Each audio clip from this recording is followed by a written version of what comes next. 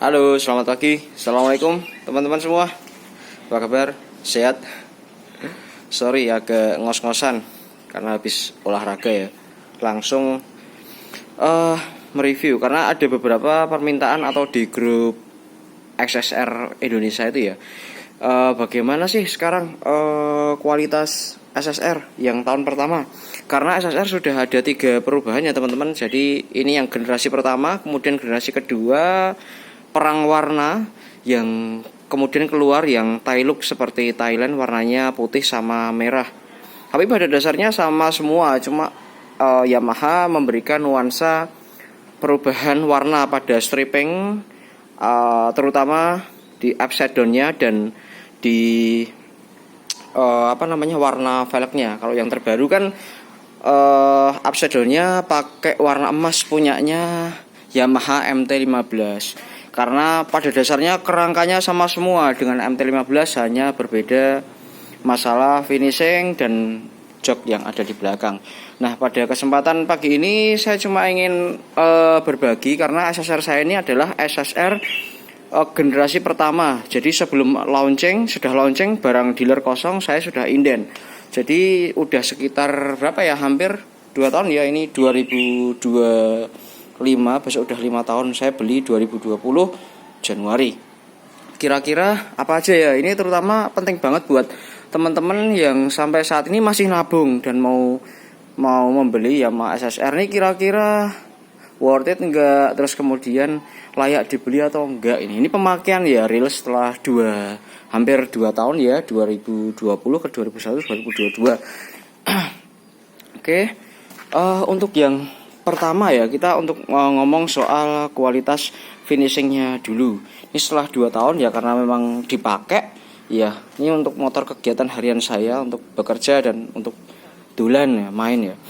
Ini karena diboncengin ya, senajan sepertinya ini kulit jeruk, terbuat dari kulit jeruk, ini ya seperti ini. Ini kena celana-celana. Tapi awet sih ini, pernah ditarik-tarik gini nggak putus, awet.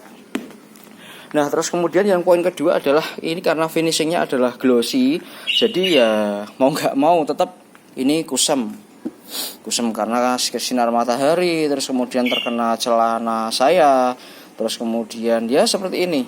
Ini bagian yang paling kusam karena finishingnya adalah glossy. Itu teman-teman. Terus masalah kualitas getar-getar aman. Insya Allah tankinya ini masih kuat, masih belum bergetar-getar ya. Beda dengan produk brand lain, kalau sudah di 1 tahun 2 tahun tuh begini kan getar. Ini alhamdulillah masih kuat, kenceng. Stang-stangnya juga gitu. Terus kemudian apalagi? Kita ngomong dari belakang aja ya. Yang pertama adalah persoalan ban. Setelah dipakai hampir 2 tahun, SSR sudah ya wajib lah, ini ular-ularnya sudah tipis banget, ini udah saatnya ganti ban. Kemudian sebenarnya ini pemakainya wajar, masih sekitar 10.000. Cuman ban ini kan ada lifetime-nya ya teman-teman, ada usianya ya. Jadi meskipun nggak kepake, tetap kalau sudah waktunya ganti ya ganti.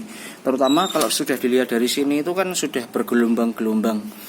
Meskipun di sini masih tebal tapi udah bergelombang-gelombang. Jadi kalau untuk kondisi hujan, musim hujan kayak gini ya sedikit memang berbahaya gitu. Untuk dari sisi ban ya teman-teman. Kemudian kampas belakang saya belum ganti karena memang perlakuan saya dalam hal pengiriman atau apa, banyak teman-teman yang sudah ganti. Tapi alhamdulillah saya belum ganti teman-teman, masih tebel.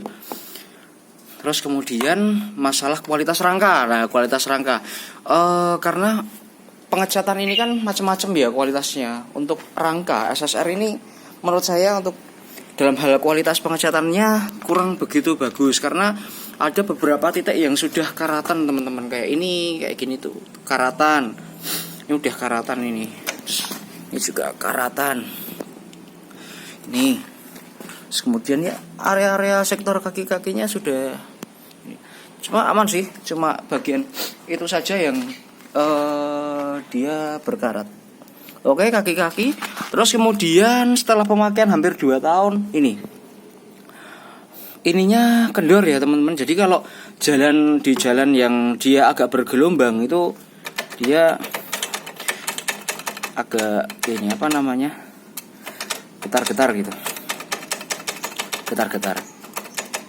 Nah terus SSR ini rantainya itu cepat sekali kendor, padahal sudah di setting di dealer ya. Setting di dealer, saya nggak pernah nyeting rantai ya, rantai dealer yang nyeting itu sering kendor. Jadi kalau sering kendor karena ini dua monoshock, jadi ketika jalan bergelombang atau tikungan kan rantai dia akan kenceng kendor gitu. Karena jaraknya ini dengan standar 2 saya terlalu mepet. Ini kan saya kasih standar 2 nih. Dia biar agak ke bawah, saya ganjel pakai selang ya. Ini karena tetap ini bermanfaat, karena ini tambahan saya sendiri ya. Jadi ini tetap standar 2 tetap bermanfaat. Jadi cuma saya akalin ganjel aja. Karena ya sekali lagi ke rantainya cepat kendor dan enggak stabil. Oli saya sudah pakai semprotan yang bagus, saya sudah pakai produknya iPhone itu. Terus setelah 2 tahun apa yang harus diperhatikan? Yang kedua adalah penyusutan air radiator. Karena setelah dipakai beberapa tahun air radiator itu menyusut. Jadi ada batas low dan high. Teman-teman nanti bisa bongkar sendiri, bisa dikasih sendiri. Saya pakai Yamaha Coolant. Ini murah nih, cuma 30 ribuan, hanya kepakai dikit banget. Jadi teman-teman jangan lupa untuk selalu mengkontrol air radiator yang ada di bagian bawah ini. Terus kemudian setelah 2 tahun apa yang terjadi? Speedometer. Nah speedometer ini kan memang digital ya teman-teman ya. Ini digital. Jadi kadang-kadang sudah di set kan, ini kan menunya banyak. Jadi kadang itu gerak-gerak sendiri. Misalkan sudah saya di set di odo 1 gitu ya, atau trip 1 gitu. Nanti setelah jalan itu kadang-kadang berubah sendiri. Saya nggak tahu ini kenapa. Tapi aman, cuman gitu. Kadang berubah sendiri, sudah di set untuk mengetahui jam gitu. Nanti di jalan berubah sendiri jadi kilometer. Jadi kayaknya dia nggak tahu lah gerak sendiri atau gimana. Ini juga salah satu minusnya ya. Setelah pemakaian hampir 2 tahun, sepedonya seperti itu. Terus kemudian masalah yang kedua adalah getar-getar di sudut depan. Di batoknya ini getar-getar.